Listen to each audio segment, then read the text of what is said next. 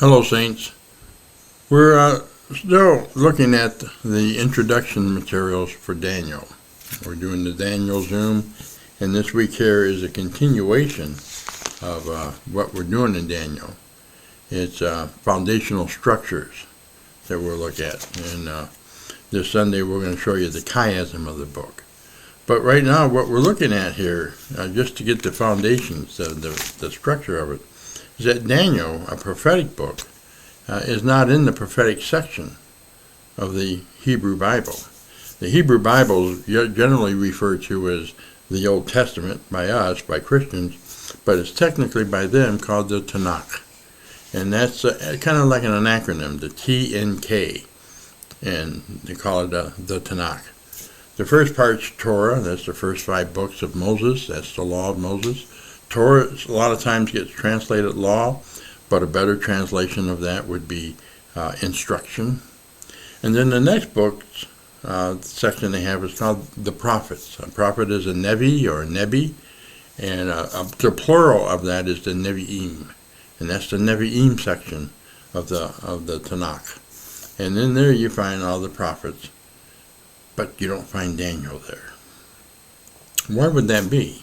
Well, they have the history books there too. They were written by prophets. And what it is that God's covenant that we see in the Torah is being played out in real life in the Nevi'im and the prophets. Daniel comes much later, 6th century BC, or 2nd century, mid-2nd century for higher critics who say that Daniel was probably written around 165 to 168, something like that.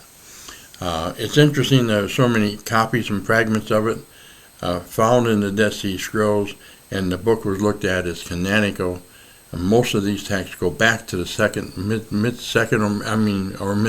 century BC, even before the higher critics say Daniel was written. And they look at the book as it is holy. It is a canonical book to them. And that would be surprising to find a book that was written that late, as the higher critics say, to become such a standard so quickly. I think we're talking about a 6th century presentation, and there's a couple other reasons that we'll pull those out during the lesson over the course of teaching it. So, but Daniel's found in the writings sections, the section called the Ketuvim, and that's the writings. And so that's where you'll find it. And in most Tanakhs, you're going to find Daniel is the last book of the Bible, of the Old Testament. Now, their Old Testament, their Tanakh, is just like our Old Testament. It has all the same material, just a different order of it, but it's all there. The Apocrypha is not there, none of that. Now, the only place where the Apocrypha is found, like in the Catholic Bible, is because it's taken out of the Septuagint, the Greek translation of Hebrew writings.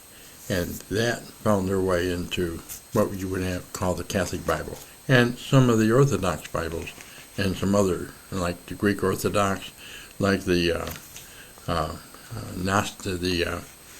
Coptic Christians who are down there in Egypt, and even in places like Ethiopia.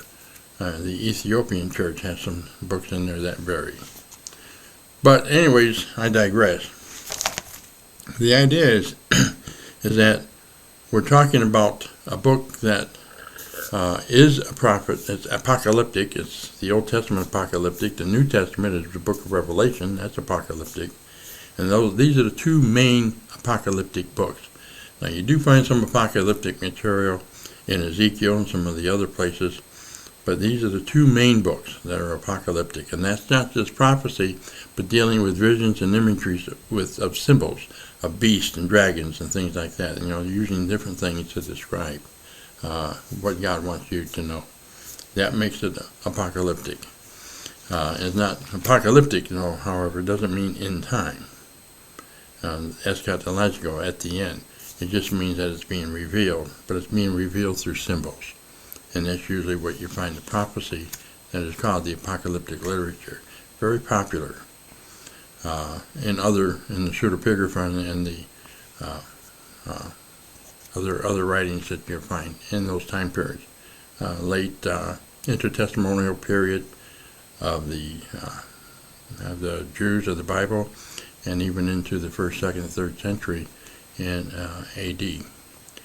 So here we have a book that's laid out in two languages, laid out in Hebrew and Aramaic. But it's kind of interesting. The first chapter and the first few verses of chapter 2 are all in Hebrew, and then it picks up with Aramaic and goes through into about chapter 7:27. That's all Aramaic. Now Aramaic is the language related to the Hebrew. That's the language spoken in Babylon, which they brought back with them when they returned out of exile. But the chapters 8, verse 1, all the way to the end there, well, at least verse 13 of chapter 12, all Hebrew. And so it kind of has this break. And the language seems to be that the Aramaic stuff might be where Daniel was more interested in not just the Jews reading it, because they were picking up Aramaic when living in Babylon, but he even wanted the non-Jews to read it. And so maybe that's why it was written in Aramaic. We don't know for sure. But these are the things that we pick up in the book. And the book is really going to be an introduction of God being in control. And that picks up in the book of Revelation as he finishes all things, restores the earth back the way it was before sin. So prepare for what we're going to be doing here. And I hope you join us in the classes. Thank you. Blessings.